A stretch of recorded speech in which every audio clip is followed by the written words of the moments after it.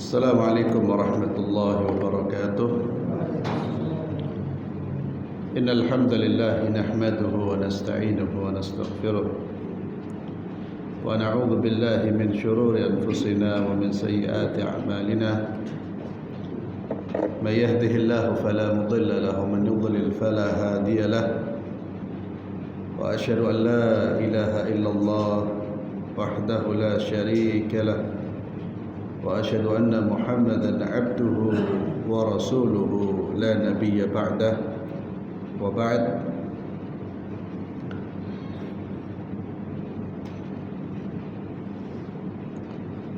Kita melanjutkan kajian kitab Riyadhus Shalihin, bab tahrimil hasad, bab diharamkannya hasad. Hasad adalah tamanni zawali ni'ma an sahibiha, berharap hilangnya nikmat dari pemiliknya, baik nikmat itu terkait dengan nikmat agama atau dunia. Ini termasuk hasad. Bahkan bencinya kita, tidak senangnya kita ketika melihat orang lain memperoleh nikmat, itu termasuk bagian dari hasad.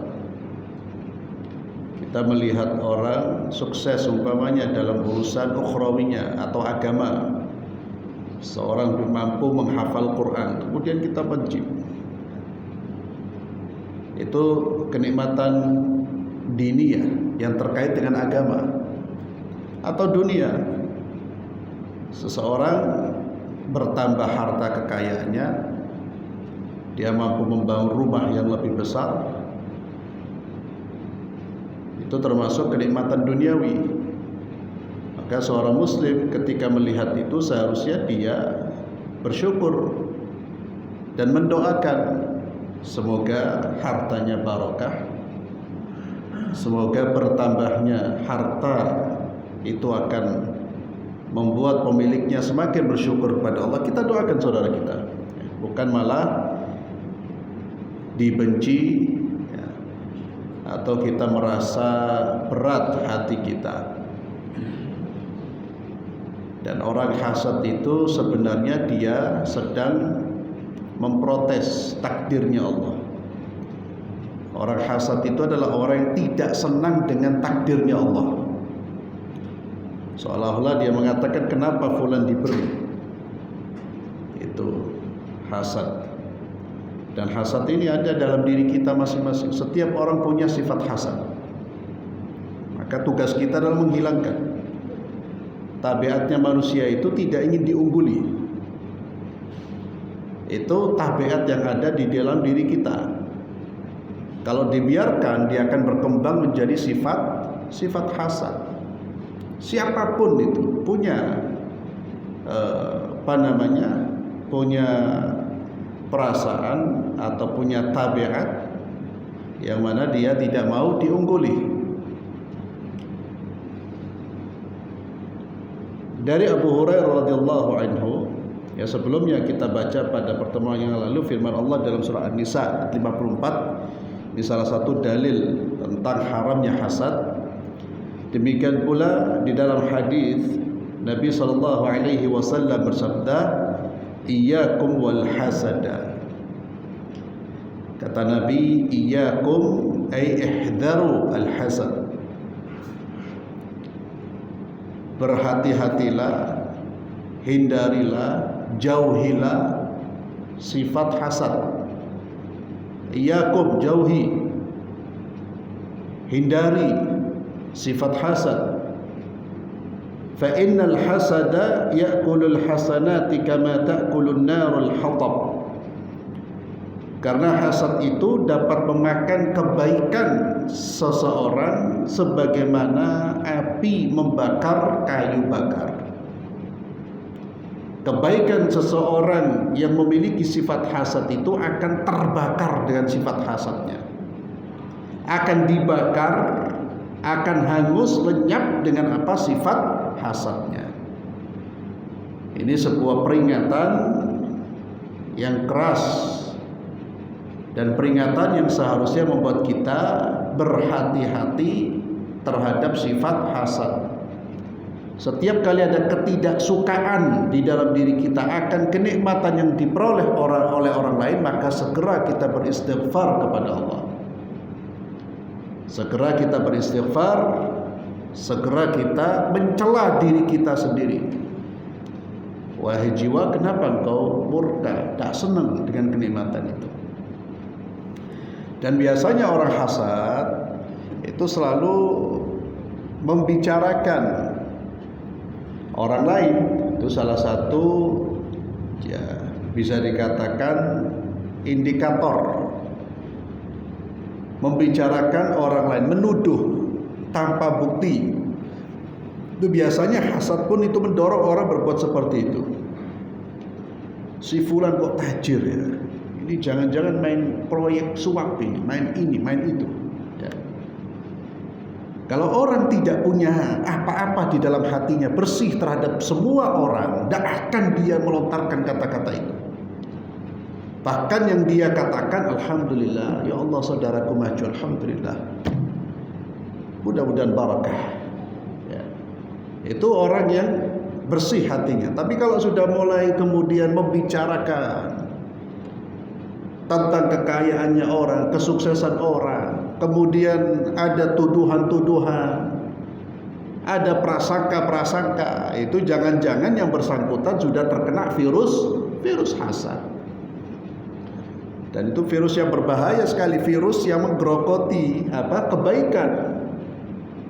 Lebih berbahaya daripada virus-virus yang menggerogoti jasmani kita. Kalau virus yang menggerogoti tubuh kita itu ya sengsaranya dunia toh. Kalau dia sabar itu bisa membawa kepada kebahagiaan akhirat. Tapi kalau virus yang memakan amal soleh kita, na'udzubillah, orang yang terkena virus yang memakan amal solehnya itu, dunia akhirat sengsara dia. Bagaimana seorang akan berbahagia kalau dia tidak membawa amal soleh atau amal solehnya hilang?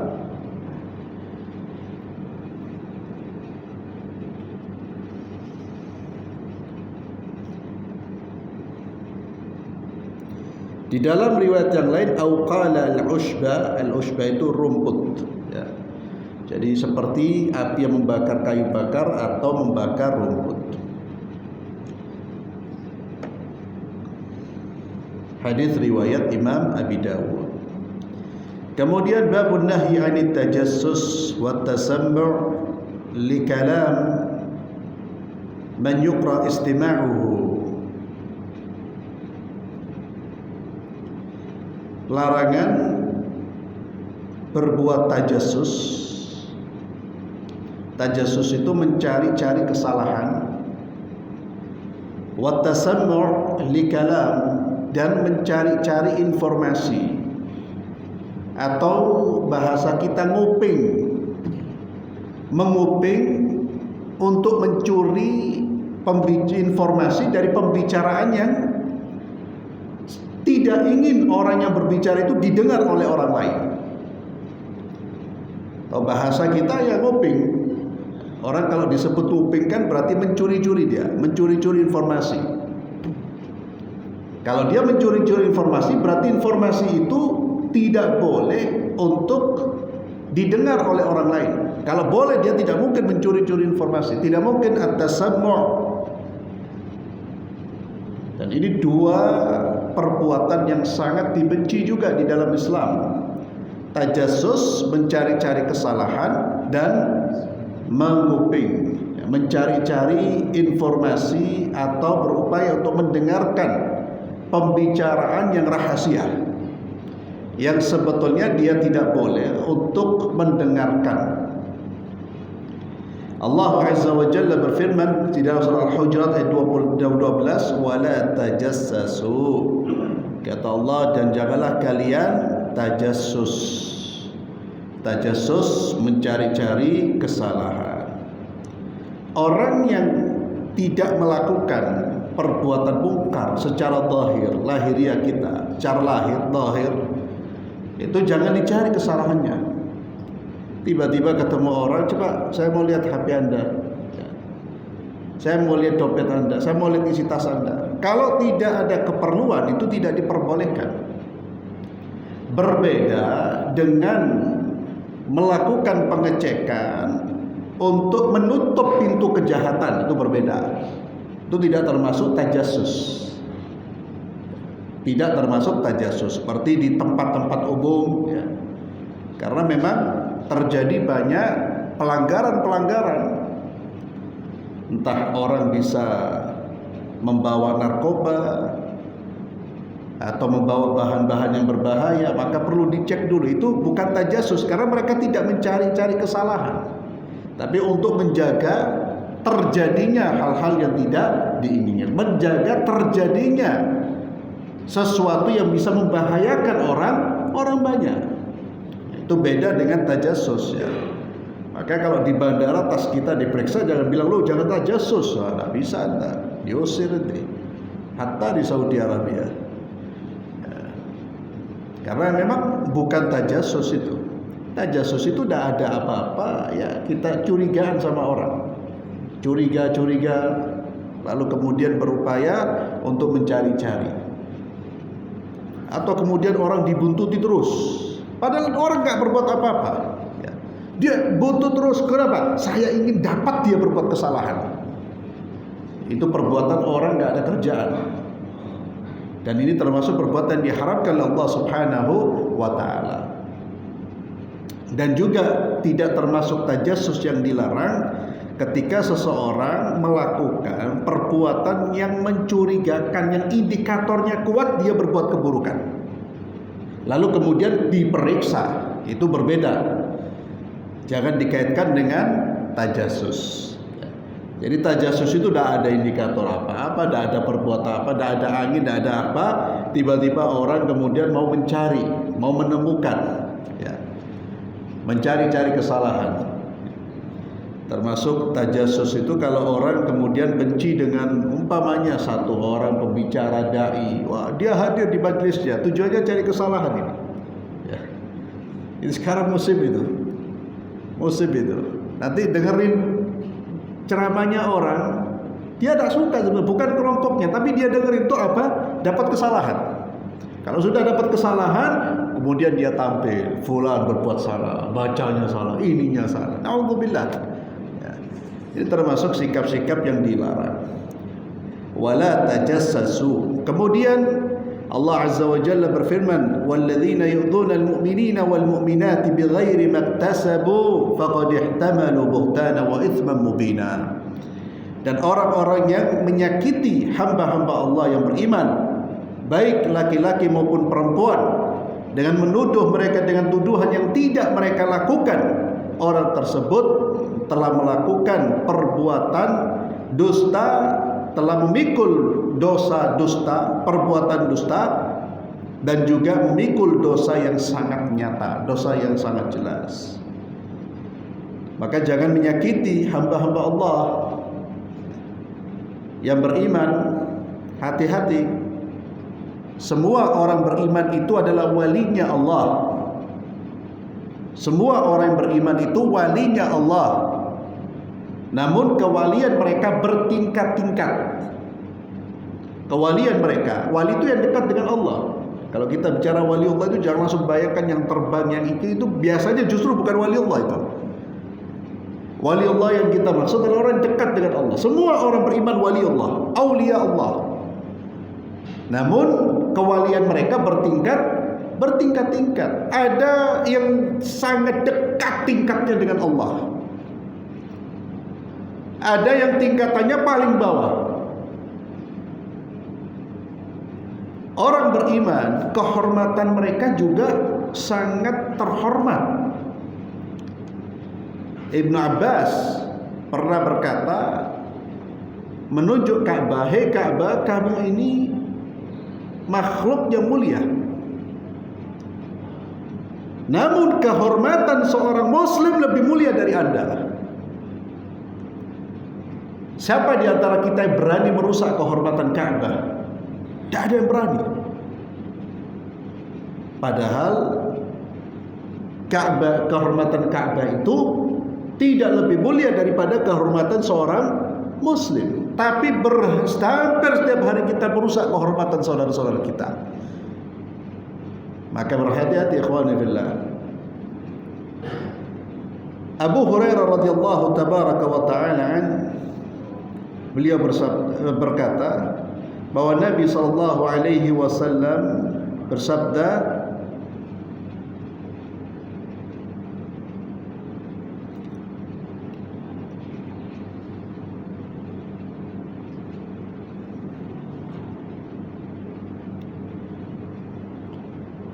iyyakum wadh-dhann, jauhilah prasangka buruk. Fa inna dhanna akdzabul hadits, sesungguhnya prasangka buruk itu termasuk perkataan yang paling dusta.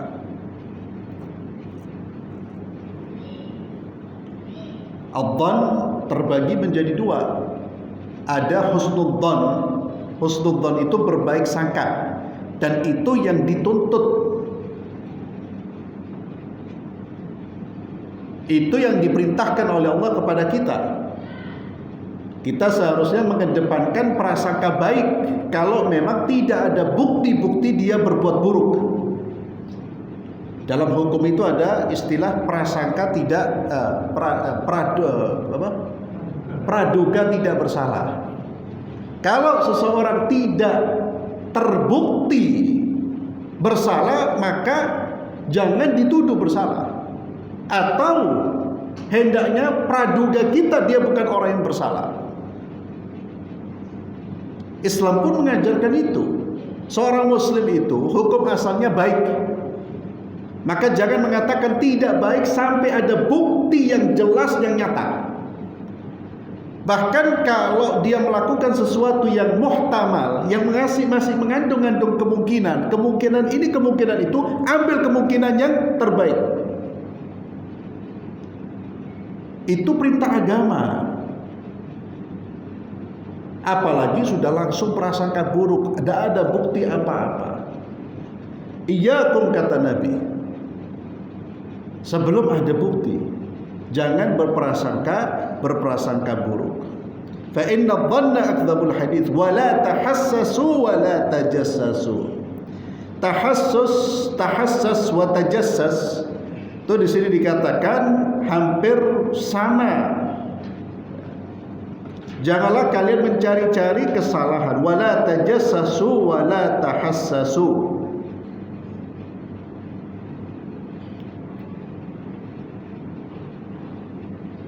والتحسس تتبع العيوب والعورات ويكون غالبا باليد فهو أخص من التجسس. Tahassus itu sama seperti tajassus, mencari-cari kesalahan, tapi biasanya tahassus itu mencari-cari kesalahan dengan tangannya. Artinya bongkar-bongkar barangnya orang dan lain sebagainya. Dia lebih khusus daripada tajassus. Kalau tajassus bisa dengan penglihatannya, ya. Tahassus itu dengan tangannya. Maka kata para ulama, kalau kita melihat ada orang berjalan, kita tahu di balik bajunya dia itu ada botol. Tidak boleh kemudian kita hentikan apa itu. Kecuali kalau dia berjalan sambil mabuk. Itu tajassus termasuk. Kita lihat, kan orang taruh botol di dalam itu ada kemungkinan khamar atau bukan. Maka orang tidak berhak untuk menghentikan, untuk kemudian menggeledah atau membuka. Kalau dia membuka, tahassus namanya. Wala tahassasu. Selama tidak ada indikator apa-apa, orang tidak berbuat apa-apa. Kecuali sekali lagi kalau kemudian kita lihat orang itu matanya merah, sudah fly, wah, ini berarti kan indikator orang mabuk, ya dihentikan, dikasih nasihat, ya fulan. Ya. Nah, kalau kelihatan khomernya ya diambil. Tapi orang nggak berbuat apa-apa, tidak ada indikator maksiat apapun, ya jangan kemudian dicegah, digeledah.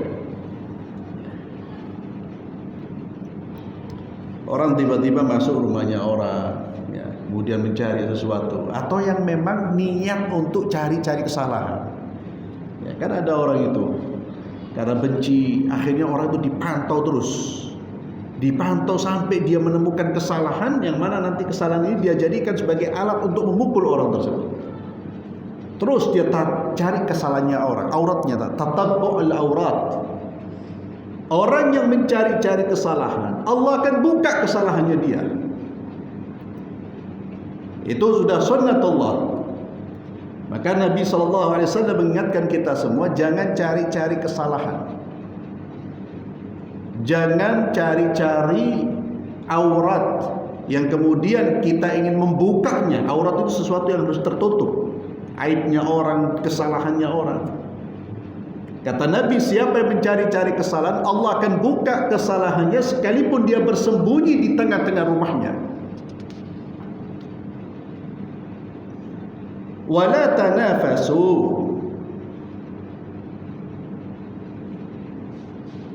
Tanafasu di sini ay la targhabu fil infirad bi haqqi ghairikum wa tatazahamu fi tahsilihi. Ya, ini seperti egois, ya. Sifat egois.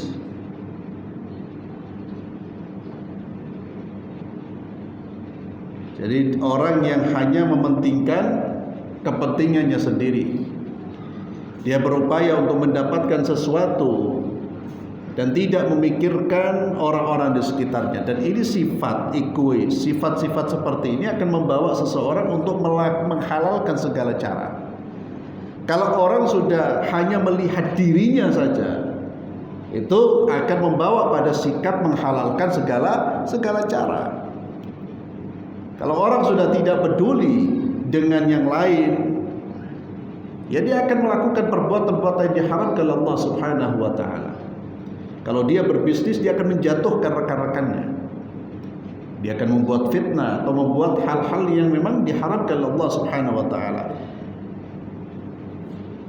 Tanafusnya itu sudah tidak sehat. Perilakunya, aktivitasnya, kegiatannya sudah tidak sehat. Itu kalau orang sudah punya sifat egois, dan itu bukan sifat orang-orang beriman. Nabi SAW menyatakan, wallahi kata Nabi SAW, la tu'minu ahadukum atau la yu'minu, kata Nabi SAW, la yu'minu ahadukum hatta yuhibba li akhi ma yuhibbu li nafsihi. Tidak sempurna iman seseorang sampai dia mencintai untuk saudaranya apa-apa yang dia cintai untuk dirinya sendiri. Ya. Ini ibaratnya apa? Ibaratnya kita tidak boleh hanya mementingkan dan egois terhadap diri kita sendiri. Ya, ciri orang egois itu ingin diperlakukan dengan baik, tapi dia tidak mau memperlakukan orang dengan baik. Ingin dihormati, tapi dia tidak mau menghormati. Dia hanya melihat dirinya. Kalau dirinya mendapatkan apa yang diinginkan, selesai sudah. Dia tidak butuh dengan orang, dia tidak peduli sikapnya dengan orang lain. Yang penting saya dapat apa yang saya inginkan. Itu termasuk sikap yang bertentangan dengan keimanan. Wala tahasadu, dan janganlah kalian saling hasud, saling hasad, saling iri. Wala tabaghadu, janganlah kalian saling membenci. Ini seperti yang saya sampaikan, kebencian yang diharamkan itu adalah kebencian tanpa alasan syar'i. Tapi kalau kebencian itu muncul karena dorongan syar'i, ya, kita benci dengan kekufuran, kenifakan, kemunafikan, itu kebencian yang justru bagian dari keimanan.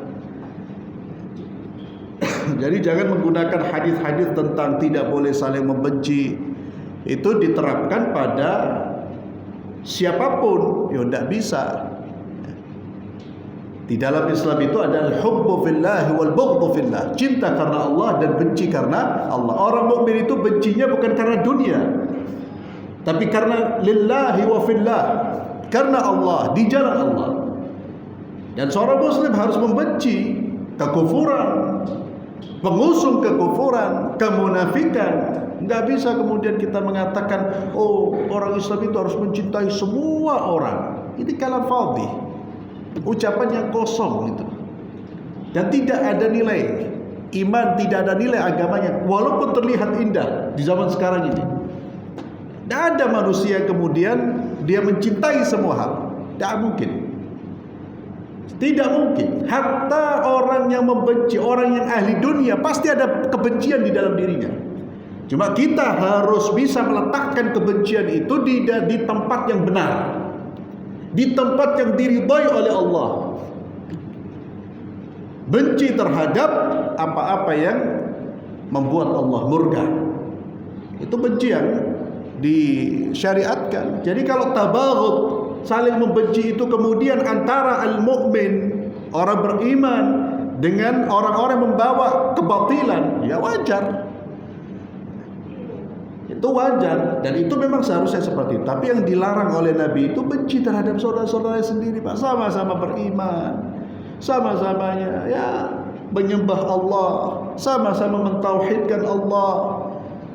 Hanya berbeda pendapat sedikit, hanya karena masalah-masalah sepele urusan duniawi kita sudah saling membenci, tidak saling menyapa.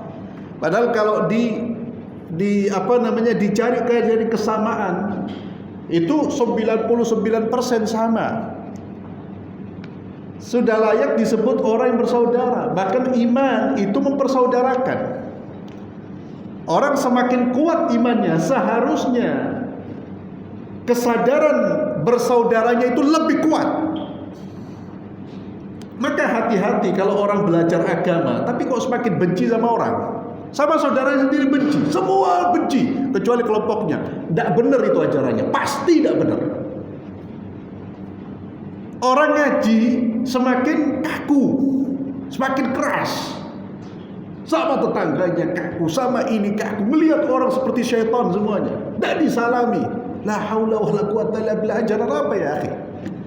Maujud apa tidak ada. Orang belajar agama semakin jauh dari masyarakat. Dulu senang senyum, semakin sekarang kelihatan wajahnya seperti orang tegang terus. Tidak benar itu. Itu gara-gara biasanya terkena virus apa? Terkena virus yang namanya hizbiyah. Hizbiyah itu kelompok, itu cinta kelompok. Jadi hanya fanatik dengan kelompoknya. Hati-hati. Iman itu akan membawa seseorang kepada sikap rahmat, itu pasti. Maka Allah menyebutkan hamba-hamba yang beriman itu asyidda'u 'alal kuffar ruhama'u bainahum. Ruhama'u bainahum. Orang beriman semakin kuat imannya, itu justru semakin mudah dia untuk mencintai saudaranya. Jadi ini kita harus mengoreksi. Loh, kok saya belajar agama kok semakin benci? Berarti ono sing keliru itu. Ada doktrin-doktrin yang salah itu. Oh, ternyata memang saya baca doktrinnya keliru. Kalau duduk Ustaz TTKB sesat. Kalau bukan jamaah kita semuanya sesat. Kita tok sedunia ini sak Surabaya iki masjid iki tok sing ahli sunnah wal jamaah. Kulluhum min ahli bidah. Loh, yo bagaimana? Pelajar-pelajar yang duduk di situ tidak keluar melihat manusia seperti mau membunuh semua. Karena didoktrin seperti itu. Doktrinnya bukan doktrin Quran, itu doktrin hizbiyah itu. Semangatnya semangat apa? Semangat fanatik terhadap kelompok ustadz atau syekh. Itu berbahaya. Itu jauh dari tuntunan Al-Qur'ani was sunnah. Jauh dari tuntunan Al-Quran dan Sunnah. Al-Quran mengajarkan kita ud'u ila sabili rabbik. Semuanya sabili rabbik, bukan sabili syekhi atau imami atau ustadi, tapi sabili rabbik. Maka hati-hati ikhwani fillah dengan kebencian ini. Kepada siapa kita tumpahkan kebencian ini? Kalau salah tempat itu bisa menunjukkan bahwa memang kita keliru dalam beragama. Tapi kalau benar ya itulah kebencian yang benar. Ini juga menolak, saya ingin sampaikan, karena sekarang sudah ada slogan-slogan ya, Islam itu agama cinta. Betul, ada sahih. Tapi yurid, yang dia inginkan adalah kebatilan. Maksudnya dia kepada siapapun ente, kepada pencaci maki Nabi, ya akhi mahabbah. kepada orang-orang yang merusak syariat. Ya akhi, jangan membenci. Dirangkul semua. La haula wala quwwata illa billah. Nabi SAW tidak seperti itu. Nabi itu rahmatan lil alamin. Tapi beliau marah ketika syariat Allah Azza wa Jalla diganggu, dirusak. Wala tadabaru, kata Nabi, dan janganlah kalian saling tadabur. Tadabur artinya saling membelakangi, tidak saling menyapa. Fenomena tidak saling menyapa, apakah terjadi? Terjadi. Kenapa tidak saling menyapa? Apakah yang satu ateis, yang satu mukmin? La, sama-sama mukminu billah. Tak saling menyapa karena berbeda pendapat. Syekhnya bertengkar, mereka pun bertengkar. Gara-gara itu. Allahu Akbar. Bahkan teman-teman kita, ini saya menceritakan tentang kondisi kita. Teman-teman kita yang belajar di Madinah, tempatnya Nabi, belajarnya sama, gurunya sama, bisa dan saling nak menyapa, Ustaz. Thiqah, itu sahih, itu kalam. Kenapa berbeda pendapat? Berbeda pendapat yang seharusnya bisa disikapi dengan toleransi. Bukan berbeda pendapat antara ateis dengan iman, iman dengan syirik, lah. Tapi egoisme lebih menguasai. Hubbud duhur, senang tampil, senang berbeda, itu terkadang merusak niat seseorang. Ini berbahaya. Maka kata Nabi, wala tadabaru. Saya sampaikan ini berulang-ulang karena memang menyedihkan, Ustaz. Kalau orang sama-sama belajar agama, sama-sama menghafal Quran, sama-sama menghafal hadis, sama-sama menuju Allah, sama-sama mentauhidkan Allah, tidak saling menyapa, itu menyedihkan itu. Dan itu yang membuat gembira musuh-musuh Islam. Sangat menyedihkan. Itu sudah diingatkan oleh Nabi Muhammad SAW. Wala tadabaru. Dan ini yang diharapkan, ya, kalau umat Islam saling tadabur, saling tidak menyapa, saling membenci. Wa kunu ibadallahi ikhwana kama amarakum, kata Nabi, dan jadilah kalian sebagai hamba-hamba Allah yang bersaudara sebagaimana Allah perintahkan kepada kalian. Wa kunu ibadallahi ikhwana. Kata-kata ini harus kita renungkan dan hadirkan sosok Rasulullah SAW ketika kita baca hadis-hadis Nabi. Nabi sedang memberi wasiat kepada kita.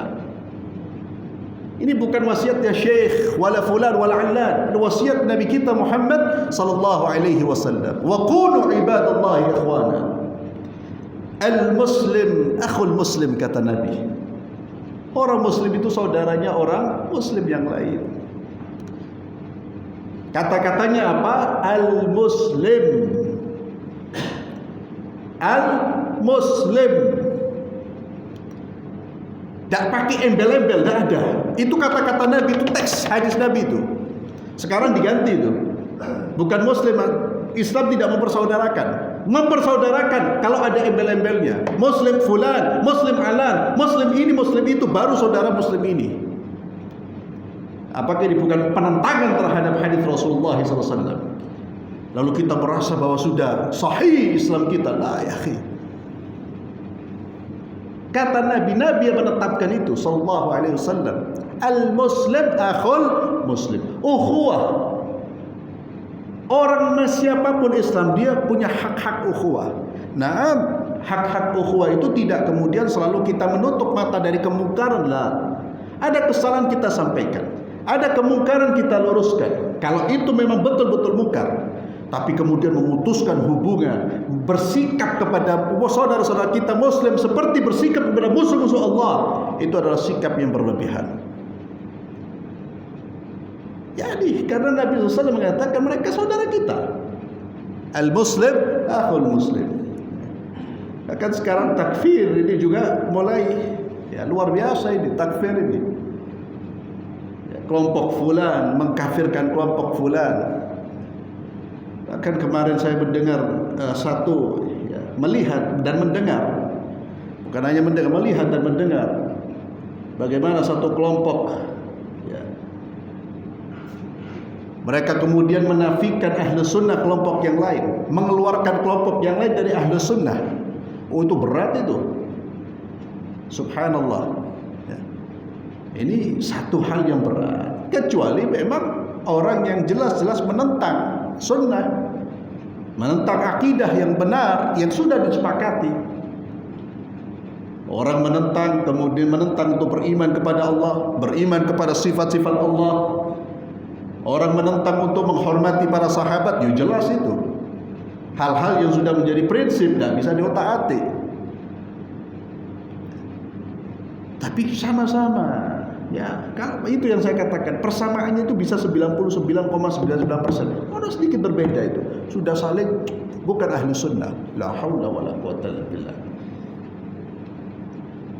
Itu yang kita khawatirkan. Maka Nabi mengatakan la yadlibuhu. Kalau saudara kita anggap dia saudara kita, maka jangan menzalimi dia. Wala yakhdhuluhu, jangan membiarkan dia terzalimi. Maka kita punya dua tanggung jawab terhadap saudara kita. Jangan berbuat zalim dan jangan membiarkan dia dizalimi oleh pihak lain.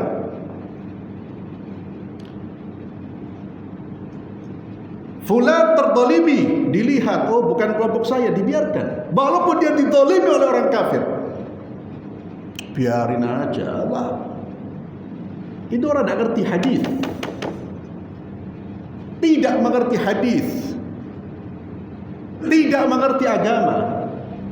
Gara-gara bukan kelompoknya, padahal orang ini bukan orang berbuat zalim, dia dizalimi oleh pihak lain. Justru dia senang, bangga. Kenapa? Karena bukan kelompok saya. Ya Allah, masakin. Padahal Nabi SAW Muslim, ya Muslim, kata-kata Islam, dia Muslim. Jangan membiarkan orang Muslim ini terdizalimi oleh orang lain. Dia berbuat zalim, kita cegah. Dia dizalimi, kita bantu.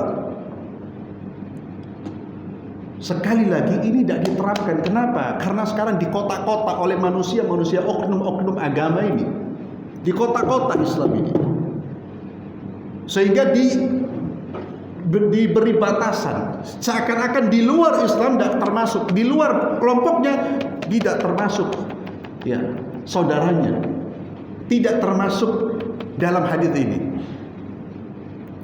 Saya pernah bicara, ya Syekh fulan, ya Allah miskin, dia terzalimi fulan, biarin aja. Dia berbuat ini, berbuat ini. Nah, perbuatan kelirunya, perbuatan salahnya kita luruskan. Tapi haknya dia sebagai seorang muslim itu masih ada. Kecuali ente kafirkan dia, selesai. Apakah kita suka mengkafirkan orang? La, haram. Wala yakhdhuluhu, kata Nabi, jangan biarkan saudaramu terzalimi. Wala yahkiruhu, dan jangan rendahkan, remehkan saudaramu. At-taqwa hahuna, kata Nabi, takwa itu di sini. At-taqwa hahuna, takwa itu di sini. Maksud takwa di sini itu adalah sumber ketakwaan itu dari dalam diri, dari hati, sumbernya. Namun akan terlihat dalam sikap dan perilaku sehari-hari. Ini ada yang salah memahami takwa itu di sini, lalu dia kemudian penampilannya nggak karu-karuan. Ketika ditanya, hei kenapa kamu nggak pakai jilbab? Ini saya baca sendiri. Dulu saya masih ingat betul itu ada seorang artis. Ditanya, kenapa Anda tidak memakai jilbab? Takwa itu di sini. Ini membawa hadis untuk melegalkan perbuatan dosa. Jadi maksudnya yang penting hatinya takwa. Ada lagi yang lebih lucu yang mengatakan apa? Yang penting hatinya dihijabin. Ya salam. Hatinya dikerudungin hatinya. Jangan, nggak perlu rambutnya nggak perlu. Yang penting hatinya dihijabin. Ya Allah, kalau hati dihijabin bahaya justru. Hati itu jangan ditutup. Jadi jangan salah faham dengan hadis Nabi SAW.